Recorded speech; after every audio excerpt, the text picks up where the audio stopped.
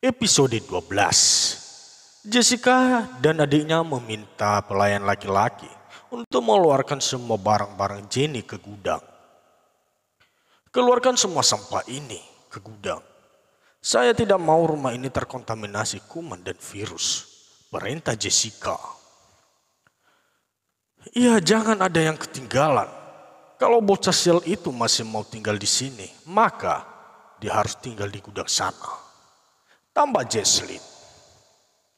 Para pelayan mengikuti perintah dari anak majikan mereka dan tidak ada yang berani membantah. Kalau mereka membantah maka Nyonya Yolanda pasti marah besar. Bisurti dan beberapa pelayan wanita segera membersihkan gudang tersebut, mengeluarkan barang-barang di dalamnya supaya tempat itu bisa dengan nyaman ditempati Jenny.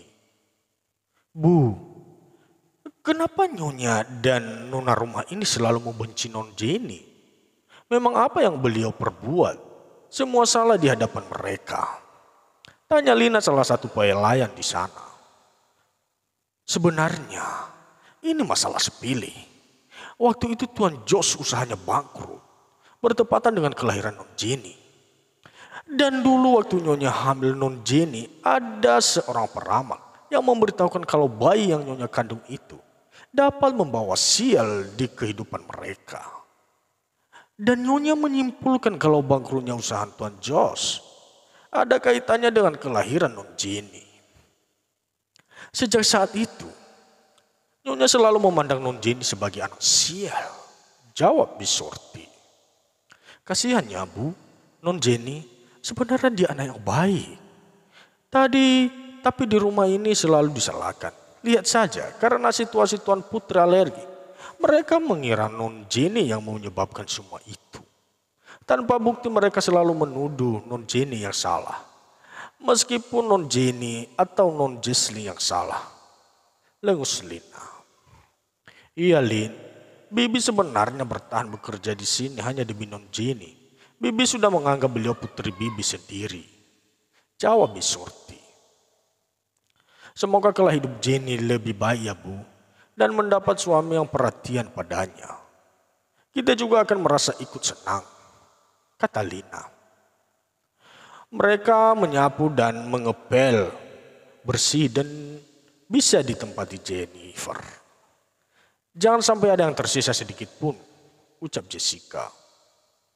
Setelah itu kalian pindahkan semua boneka kami yang ada di atas ke kamar ini. Hingga hanya yang ada di almari, kata Jesslyn. Baik Non, jawab mereka. Sementara Jenny masih sibuk bersama dengan teman sekelas dan anak-anak bengkel, menyiapkan bazar mereka. Stand bazar sekelas 12 IPA 1 menjadi keren dan berkelas, lain daripada yang lain. Mr. David dan Alex juga meninjau persiapan bazar sekolah tahun ini. Hari ini Alex memakai masker serta kacamata hitamnya supaya tidak dikenali anak-anak sekolah. Selama ini mereka cuma tahu namanya, tapi jarang sekali yang pernah melihat wajah Alex di publik. Dia mengunjungi dan memeriksa persiapan untuk besok. Ada yang akan menjual kerajinan batik, makanan ringan, makanan khas, skincare, aksesoris, alat olahraga, perlengkapan sekolah, game, makanan daerah, dan yang paling ujung adalah kelas Jenny. Karena mereka mengambil tempat juga paling terakhir, jadi mendapat yang paling ujung dan paling sempit. Tapi di sekitar masih ada tempat lapang, ya walaupun tidak ada penutupnya. Alex mendekati stand mereka dan melihat Roy di sana. Dia kan pemuda yang tadi malam bersama gadis itu. Ngapain dia di sini? Gumam Alex heran. David mengikuti Alex ke stand paling ujung. Matanya mengernyit. Ini desain stand bazarnya, beda dari yang lain. Ini dari kelas apa? Tanya David. 12 IPA 1 Pak, jawab Sofian ketua tim kelas. Mau jualan atau pameran apa? Tanya David kembali. Itu Pak, modifikasi motor. Besok kami akan pameran dan demo motor-motor unik. Di sekolah kita akan banyak pencinta motor Pak. Jawab Sofyan kembali. Oh iya, anak muda banget ini. Berarti saya dan anak saya ini suka sekali motor. Bisa dicoba ini besok. Jawab David penasaran. Terus kalian menyewa atau mengundang tim dari mana nih? Tanya Alex yang dari tadi penasaran. Oh, ini semua ide teman sekelas kami. Awalnya kami bingung mau jual atau pameran apa. Hehehe, dan dia punya ide ini semua. Jenny, sini loh. Panggil Sofia ke Jenny. Mendengar namanya dipanggil, Jenny menoleh ke mereka. Gadis itu hanya memakai kaos pendek dan beige pants, berjalan mendekati pemilik sekolah tersebut. Mata Alex tertuju pada gadis yang menginjak dewasa itu. Dengan terpesona, Alex merasa Jenny berbeda dengan wanita pada umumnya. Dari tadi dia memperhatikan siswa-siswi di sana. Apalagi para siswa yang begitu modis dan dengan make up ala-ala artis. Tapi ini Jenny yang polos. Bahkan pipinya banyak noda dari oli dan minyak dari peralatan mereka. Membuat daya tarik tersendiri. Alex mencuri perhatian Jenny di balik kacamata hitamnya. Jen, Mr. David ingin bertanya nih. Apa teman kita? Ucap Sofyan. Kamu kan gadis yang kemarin membongkar rezim hobi kepala sekolah lama. Kata David mengingat wajah Jenny. Hehehe, iya Pak, itu kebetulan saja. Kita semua kompak untuk melawan Pak, jawab Jenny santai. Santai sekali dia, tanpa gugup sekalipun bertemu dengan pemilik sekolah. Batin Alex. Oh iya, saya salut dengan keberanian kalian, kata David. Oh iya, kenapa kalian memilih tema motor dalam bazar besok? Dan lihat yang lain kebanyakan membuat makanan, minuman, snack, aksesoris, lukisan, karya seni. Ini lain dari yang lain, kata David. Benar Pak, kami memang ingin sesuatu yang baru, menonjol dan unik. Serta kebetulan mereka semua adalah tim saya. Kita sebenarnya ingin berhemat juga Pak. Dana kelas akan dipakai untuk pentas seni besok. Lalu kita cari yang gratis juga. Kebetulan juga saya ada tim. Dan kita bisa berkolaborasi. Sekalian promo bengkel Pak. Jawab Jenny santai. Roy ambil brosur dan berikan kepada David. Perintah Jenny pada Roy. Mereka ini dari bengkel mana? Tanya Alex di balik masker. Sepertinya suara bapak ini saya agak-agak kenal ya, kata Jenny. Oh ini putra saya, Daniel Alexander, kata David memperkenalkan Alex pada Jenny. Iya Pak. Tadi Pak Daniel bilang kami dari bengkel mana ya, kata Jenny. Kami dari bengkel JSM Pak, khusus modifikasi motor dan mobil. Baik interior maupun eksterior, serta audio mobil. Ini ketuanya, Mas Alex. Mereka sebenarnya anak jalanan yang punya potensi bagus Pak. Dan berkumpul menyalurkan bakat. Dan terbentuk bengkel JSM ini. Ucap Jenny. Wah bagus itu, bagus. Sebenarnya anak-anak jalanan itu banyak yang berbakat. Mereka seperti itu kadang salah pergaulan.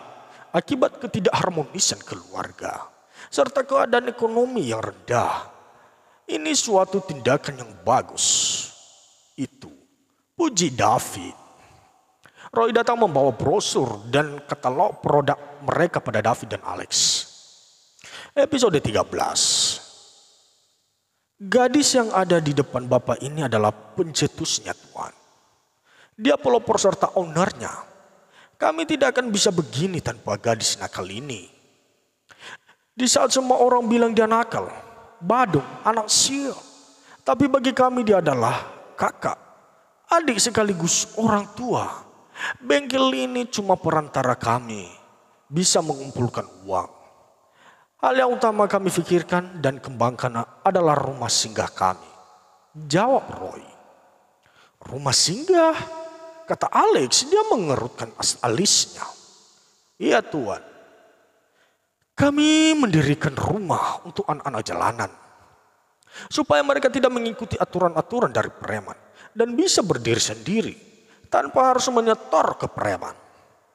Preman tersebut. Jawab Roy.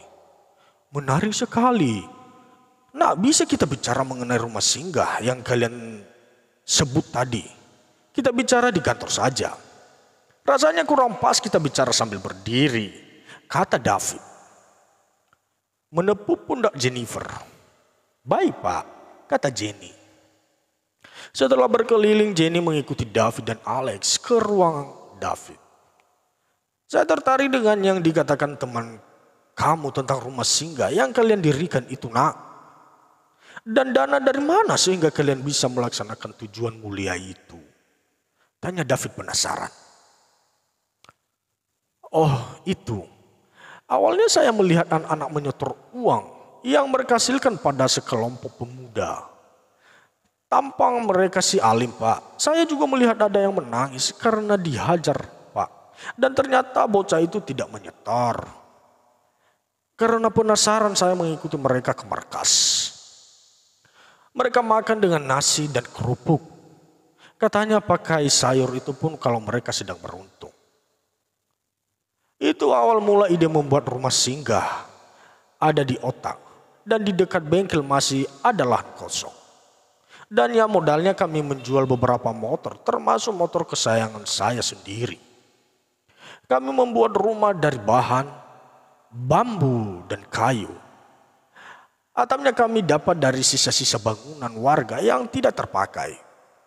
Alhamdulillah jalan sampai sekarang. Ada 50 orang anggotanya. Mulai dari anak usia SD sampai SMA. Alhamdulillah 50 anak itu sekarang bisa sekolah semua. Pulang sekolah kami bekerja. Dan menciptakan aneka kreasi yang sudah bisa dijual.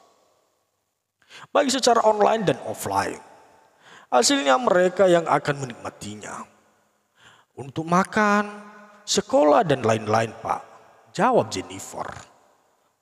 Alex merasa tercubit dengan kenyataan yang ada di depan matanya. Dia yang serba kecukupan itu masih saja merasa kurang. Bagaimana dengan mereka? Dia bahkan dikalahkan oleh gadis yang dianggapnya sinting itu. Apa? Kami bisa berkunjung di sana, di rumah singgah kalian? Siapa tahu kalau kita bisa bekerja sama, mengembangkan dan diakui oleh negara. Anak-anak itu apa masih punya orang tua atau murni anak jalanan? Tanya David. Kami fokus pada anak jalanan yang memang membutuhkan tempat tinggal Pak. Dan mereka ada yang dari luar daerah dan entah dari mana lagi. Ada yang korban penculikan anak pula. Sengaja diculik untuk dipekerjakan. Jawab Jenny. David dan Alex mengangguk paham. Oke nak, nanti akan menghubungi kamu kalau kita akan berkunjung. Sekarang kita fokus di acara ulang tahun sekolah dan pemilihan kepala sekolah yang baru. Kata David. Siapa? Jawab Jenny. Oh ya dari tadi kita ngobrol ke sana kemari, tapi tidak saling kenal. Kata orang tak kenal, tanda tak sayang. Saya David, ini anak saya Daniel. Tapi terkadang dipanggil Alex, kata David. Oh iya Pak, saya ingat. Suara anak Bapak ini. Hai Om Alex, jangan difikirkan saya tidak mengenali Anda tadi Om. Pakai ditutup segala, takut banyak yang naksir ya. Goda Jenny. Alex hanya mendengus kesal dengan pernyataan Jenny yang benar adanya. Sudah kenal rupanya, kata David. Om Alex pernah menolong saya Om, mengantar saya sampai di sekolah dengan aman dan nyaman. Dan selamat, tidak sampai telat. Hehehe. Ternyata anak pemilik sekolah.